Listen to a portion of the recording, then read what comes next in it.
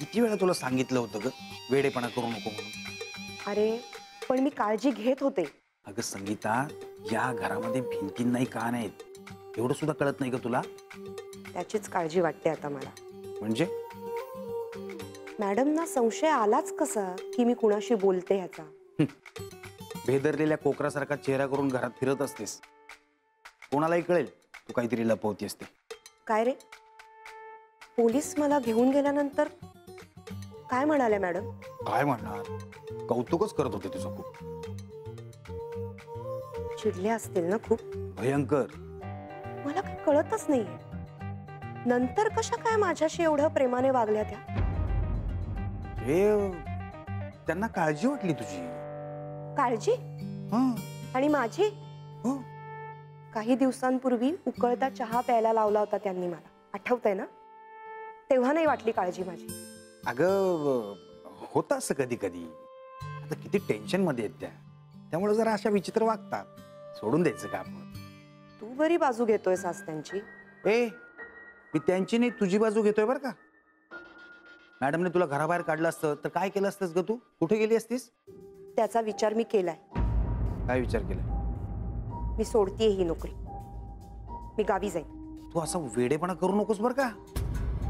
हा विचारच काढून टाक डोक्यातनं. का? मला ह्या पोलिसांच्या वगैरे भानगडी नको आहेत रे, भीती वाटते मला. अगं बाई, तू जर नोकरी सोडून गेलीस तर पोलिसांचा संशय वाढेल तुझ्यावरचा. हो? हो काय हो? वाढणार नाही का?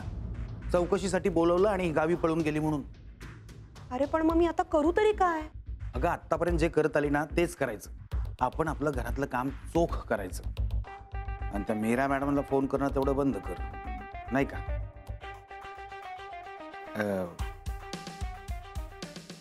संगीता, काय का पोलीस चौकीमध्ये नक्की झालं तरी काय? म्हणजे फार फार पिसं काढली असतील ना तुझी. नाही, खरं तर चांगलंच बोलत होते, खूप प्रश्न विचारले त्यांनी. हो. पण मी पण सगळ्या प्रश्नांची खरी खरी उत्तरं दिली. सगळं सांगितलं मला माहिती होतं. सगळं म्हणजे?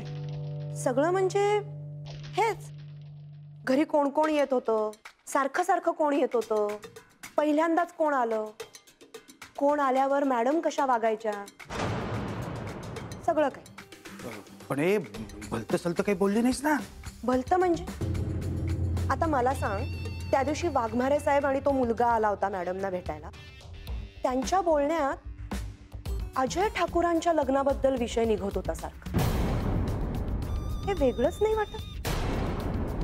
आता त्या दोघांनी अजय ठाकूरांच्या लग्नाबद्दल बोलण्याचं कारणच काय? मला विचित्रच वाटलं हे सगळं. मी सांगितलं. हो. मी निघतो संगीता. काय झालं?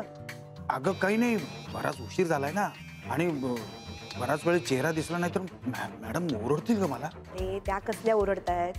झोपल्या असतील त्या कधीच.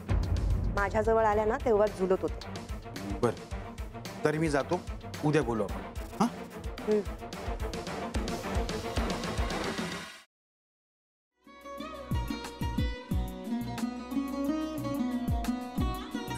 लावू का?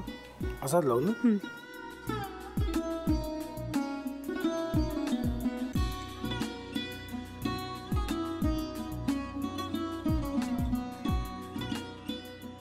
आता काय करायचंय? आता आपण ड्राय स्टफिंग दुसरं काय करणार आपण त्यात? आपण ह्याच्यात मेयोनीज न टाकता बाकीचे सगळे साहित्य टाकायचे. अच्छा, हे सगळं. ऋतू, माझा तर विश्वासच बसत नाहीये. म्हणजे अगं बहिणी आमचं लग्न व्हावं म्हणून किती प्रयत्न करत होते, आणि ते सगळं करताना की शिवच्या आम्हाला माहिती पुरवते. नाही, मला नाही वाटत. गौरी खूप चांगली असतो म्हणून तुला सगळं जगत चांगलं दिसतं, पण शिव उगाच बोलला असेल का? त्याच्यावर विश्वास नाहीये का तुझा? शिववर पूर्ण विश्वास आहे मी माझा, पण तो आता हे जे काही करतोय ना, म्हणजे निशा बहिणी समोर त्या राधिका सोबत फिरण्याचं नाटक वगैरे, ते त्याचा काही उपयोग होणार नाहीये. अगं असं कसं म्हणतो? अगं नीलिमा, जतीन भाईंचा कॉल आहे. हो माहितीये. रिसीव कर ना. अगं बघ कट झाला. आता तू रिसीव्ह केला नाहीस म्हणून ते मला करतील. अबघ पुन्हा आला बघ. घे बघू. पण हे एक ना एक दिवस घडणारच होतं. आता मला कळलं तुम्ही 2 दिवस झाले काय सांगत होता ते. बनू हे संकेत असतात आणि हे ठरवून येत नसतात. मी बाहेर तुमची वाट बघते.